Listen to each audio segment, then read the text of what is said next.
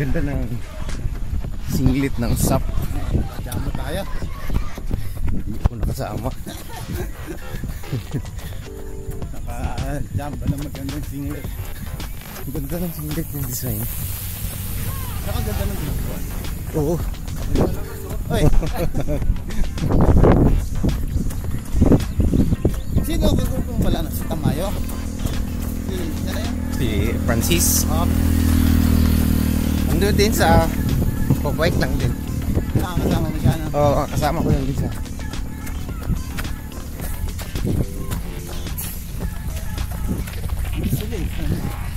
Diyan. Ba't tinangali yun?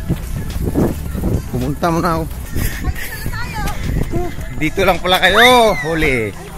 Galing na kami ng Bali. Tatanong niya sila Good morning. si Sir Mau. Eto yan. Good morning. Kala ko na. Good morning. Morning. Ano yan? Para sa kanya sa ano, sa bukas, sa Luneta to Tagaytay. Hotdog. Tirahin mo, ma'am. Panood siya, hotdog. Si Ma'am Jo, aatid ng Tagaytay. 60. 65 na. 65 na? Lola sexy. Good luck. Good luck from the Bilan. Sir Prince. Si Jo, oh. Lagaan mo yan. Oh, lagaan mo. First time ko ba, Sir Prince? Kaya, Lagaan nyo. first time ngayon, meron pa susunod. Dalawa pa yung kasunod niya. Team first! As first, okay. San Pedro Ultra Run. Sana, Banawi yun, Manila to Banawi. Umuulan kasi noon yung paeng. Next Ultra nyo, sa, ano, saan man? Pagtapos dito, si Evelyn, tawag dito yung, Milo. Milo naman. Tapos Magmamayon. Mayon, 360. Tapos 85. Dinggalan. Cabanatuan Dinggalan. Oh yun, maganda. Maganda yung sa Dinggalan, bro. Tapos Kabanaba. Kabanaba. Tapos hopefully, maano ako sa Sa BDM. Pero meron ka ng... Sabi niya, bayan na. May confirmation ka na. Meron na. Let's go muna. Papayaran na lang. Ganyan talaga. Bayad na. Bayad na. Mahal ba? So, okay, rest mo na. Kaya maganda. Tapos na ba kayo tumakbo? 4:30 kami nagkita dyan. Nag-start kami Oh, sa bagay kasi 7 o'clock na ako lumabas eh. Tapos, Matik, pagdating sa Nubali, naghanap na naman kay Loro. Kagaling na kayo, Nubali? Galing na pala kayo, Nubali. Layo na pala na inaabot.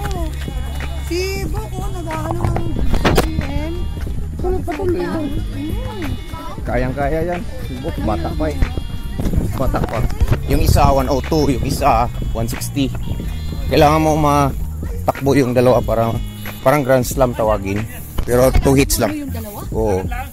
Di, within a year yung ito kunwari 53. Tapusin mo yun. Oh, ganyan. Oh, ganyan yun. Para unlock mo siya, tapusin mo yung dalawa. Nagawa mo na ba siya? Gawa ko eh. 2016 ko yata nagawa yun. Hirap. Kasi si Bok napasok ka, bro. Pusok yun. Try mo, bro. Nakailang 42 ka na? O yun. Mga 5 na. O yun, ilagay. Dalawa lang naman kailangan eh. Kaya mo si Bok. Habol ka kaya? Pingo, 2.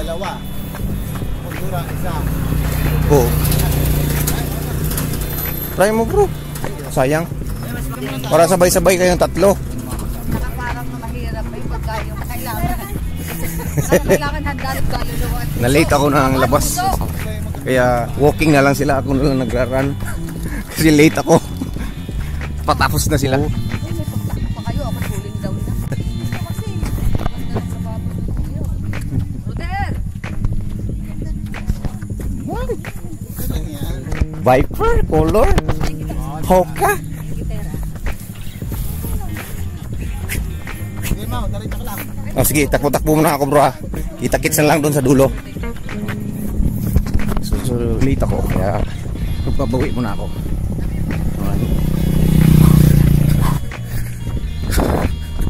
So, pahinga na sila mga mix kasi tapos na sila nakapag nakapag nubali na pala sila. Oh. Yun. So, dire-diretso muna ako para pawisan ako konti. Kita-kits na lang.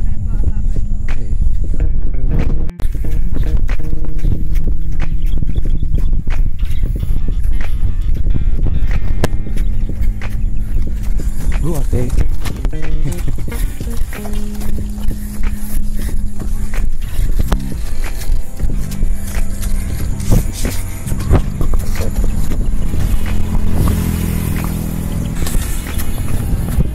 Ate.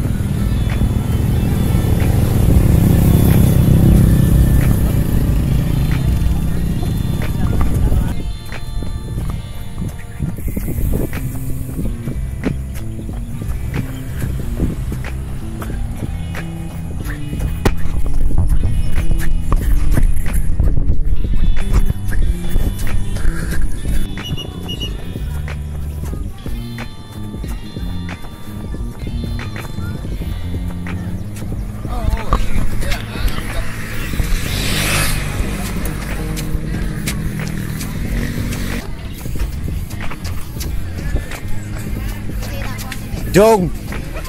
Morning!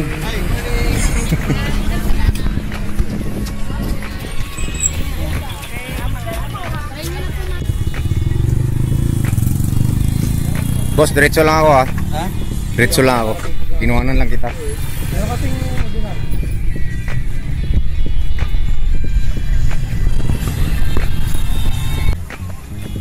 Ahon tayo sa dabilan mga bigs. Akyat tayo.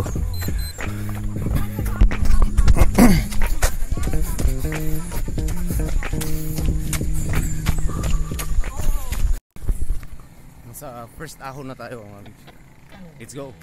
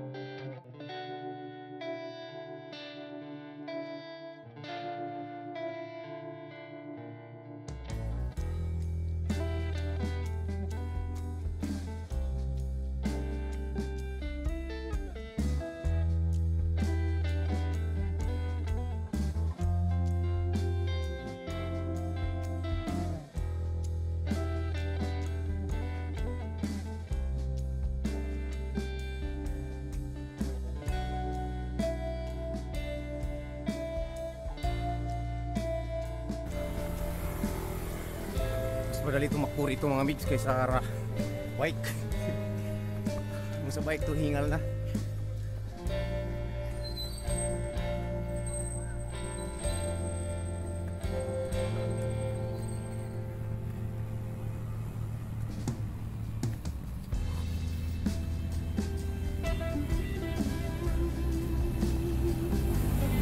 Alright.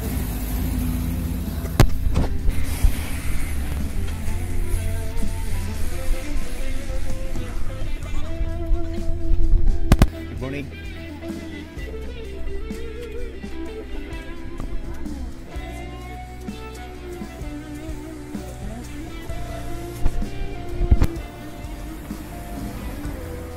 First ahon done. Recovery. Titirahin natin yung pangalawa. Ayan.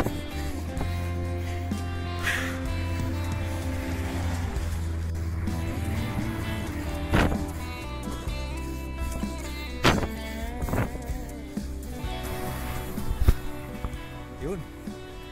Nandito na tayo sa pangalawang ahon. Let's go.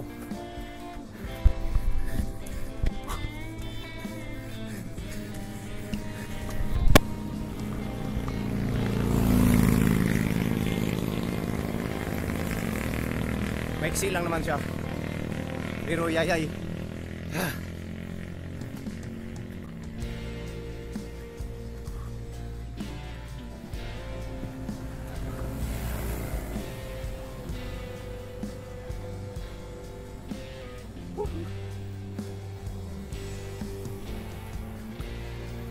Okay. Tapos.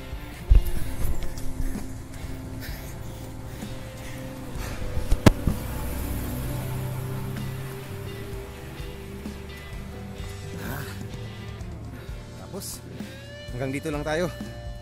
Tapos baba na lang tayo mga migs.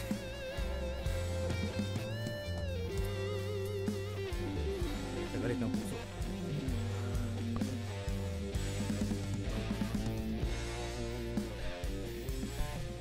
So wala pa tayong skid or running event, kaya chill run lang muna tayo mga amigs.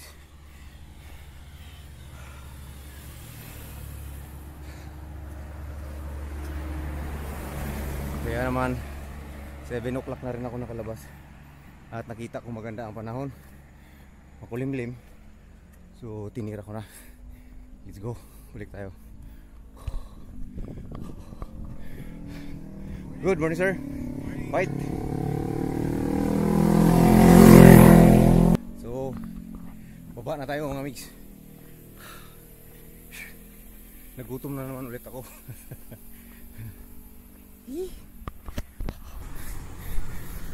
Go go! Sakas! May bata rito umahon.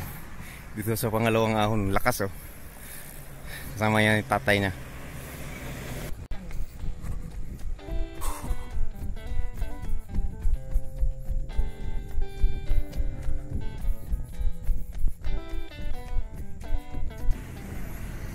Ito yung first ahon na medyo curve na may kahabaan din siya.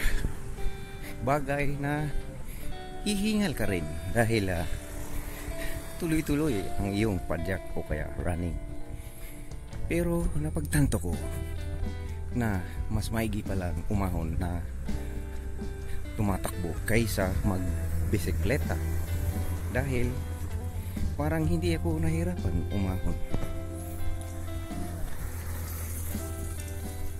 In this area mga amigs is madalas may nadidisgrasya dahil sa kurbadang daan. Madalas yung mga bike na nawawalan ng preno or na overspeed, hindi na kayang kontrolin ng kanyang preno, kaya naman dumidiretso dun sa wall ng kalsada. In my part, hindi ako bumubulusok ng tudo rito dahil nga iniisip ko yung nadaanan kong disgrasya rito one time, at ayaw ko rin mangyari sa akin yun. Kaya wag nang magpabulo-bulusok, makakarating din tayo sa gusto nating pupuntahan kahit sa dahan-dahan na paraan.